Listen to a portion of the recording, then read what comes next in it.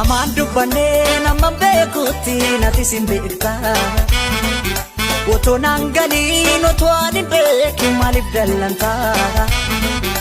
Ammas sileegaa ennufta jedhee nala ilaala. Otoon deebi'iin achuma naftee bitaa nagadee amma lalmala. Nagatteen deemiin narraa fagaattee ani hin beekin natti mufattee.